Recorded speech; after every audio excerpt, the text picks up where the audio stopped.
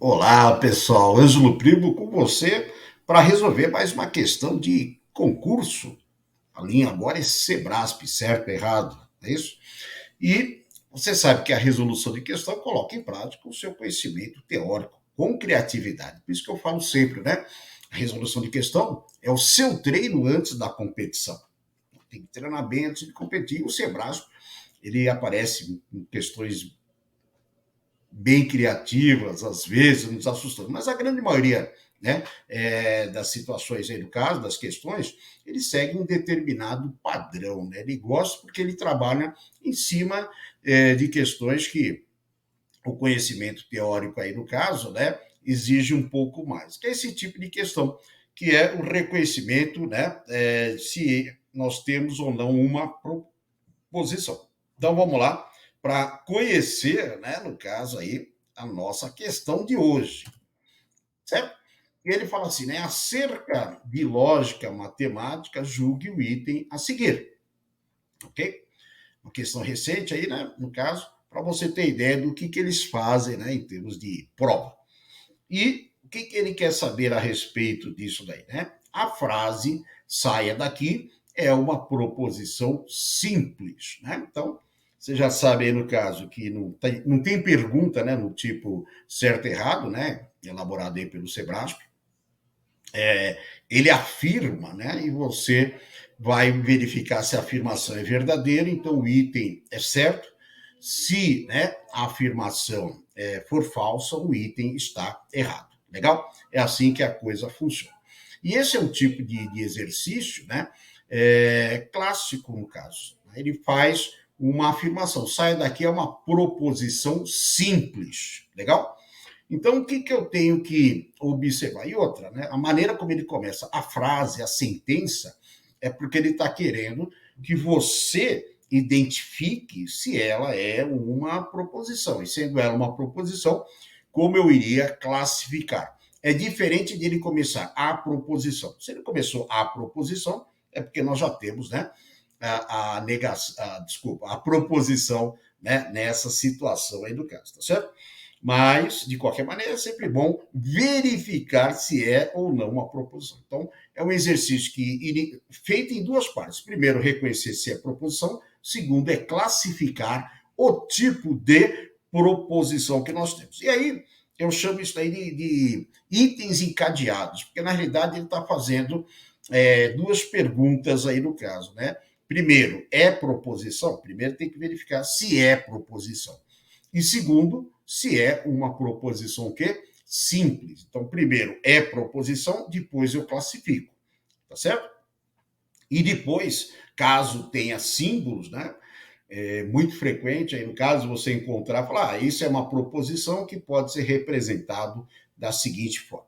Como ele falou, está nos levando a pensar em proposição simples, aí eu não teria, né, no caso, uma representação simbólica, simplesmente a letra proposicional. Mas quando ele faz esse tipo de pergunta sobre a proposição composta, em seguida vem a identificação a partir dos símbolos aí no caso. Né? Então, eu chamo de encadeado, por quê? Primeiro, você vai verificar se é proposição.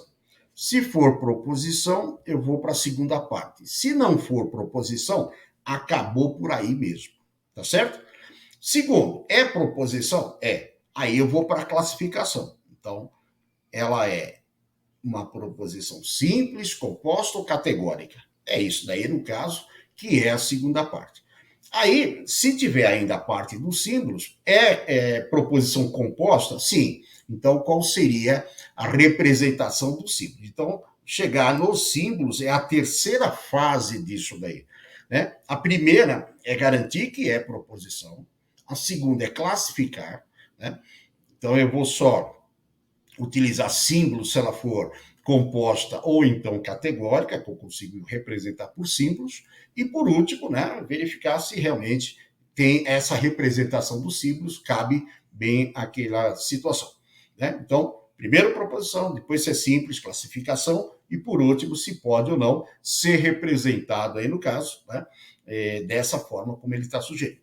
E aí, o que acontece? Né? Eu tenho que ter domínio muito bom, né, do que é cada uma dessas partes aí do caso. Muito bom, muito bom. E é isso daí que é o diferencial do Sebrasp, né? É isso que é o diferencial do Sebrasp. Por quê? Porque você não tem o domínio da teoria, por isso que eu insisto com você, né?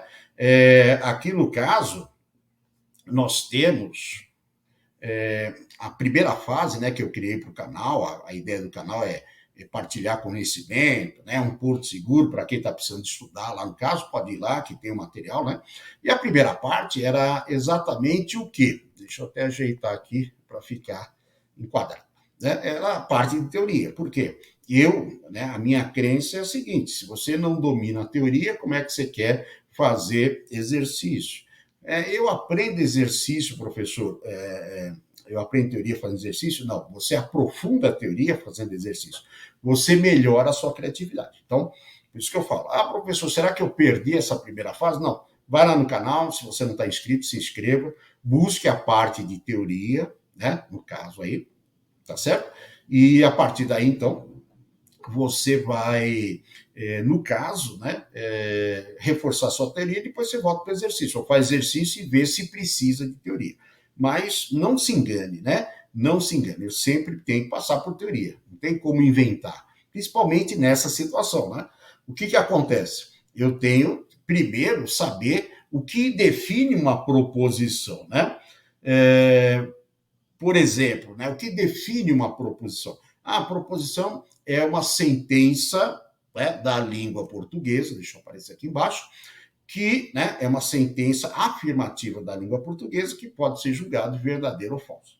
E é sempre mais fácil você verificar se a tua frase, né, na linguagem natural, a língua portuguesa, se enquadra numa sentença afirmativa. É mais fácil de a gente classificar. Isso é muito visual. A hora que você bate os olhos, você já identifica. Então, o que não serve como, né, frase da língua portuguesa que vai gerar uma proposição. Não serve as interrogativas, as exclamativas, as imperativas. Né? Não serve frase nominal, que não tem verbo. Não serve frase autogerada, que o pessoal chama de paradoxal, né? E não serve sentenças abertas. Essas daí não se enquadram como sendo proposição. Então, eu acho mais fácil você procurar, principalmente pelo sinal gráfico, interrogativo, exclamativa, né? São situações aí que você tem. E se ele falar, né, imperativa, né? Então, tem uma imperativa aqui no caso, exclamativa, nossa, então 2 vezes já não é proposição. Então, eu começo por aí, né? Essa frase, saia daqui, né? É do tipo exclamativo. Se é exclamativa, não é proposição. Bom, se não é proposição, eu nem vou pensar na segunda parte. Deu para entender? O pessoal bate os olhos e tem cara de proposição simples, já sai correndo. Não. Primeiro a primeira pergunta, é proposição? Sim. Aí você vai para a classificação. É proposição? Não. Acabou aí mesmo. Tá certo? Essa é a ideia, no caso lá, para você trabalhar com essas situações. Beleza? Então, a partir daí, você tem essa visão e acabou. Se não for, não adianta continuar. Legal? E o Sebrasp, por incrível que pareça, ele gosta muito disso, porque o pessoal se perde na primeira parte do conhecimento teórico. Então, reforça bem, já sabe onde procurar, vai lá, né, no canal que eu tenho essa disposição. Portanto, né, o que aconteceu? A afirmativa, assertiva dele lá no caso, né, é falsa, portanto, o item está o quê? Errado. Né? É um tipo de questão que não tem macete, não tem atalho, não. Tem um conhecimento teórico que você deve aplicar aí no caso, tá certo? Isso daí é importante sempre. Então, o que eu falo? Tá aqui as nossas mídias, né? Vai lá se inscrever, se não está inscrito. Se está inscrito, ativa o sininho. Se não está, se inscreve e ative, né? Deixa o like, né? Deixa o sinal de joinha, compartilhe, indique, né? Vai usar a teoria que está à disposição, isso daí é importante, né? Reforce. E aí você, né, vai com certeza chegar na hora da prova bem preparado. A nossa parceria vai ter feito, né, efeito, ter feito efeito é bacana, né? Na hora da prova. Legal? É isso aí. Ângelo Primo se despedindo, né? E já sabem onde me procurar, onde procurar o material no caso, tá certo? Um abraço e até mais. Tchau!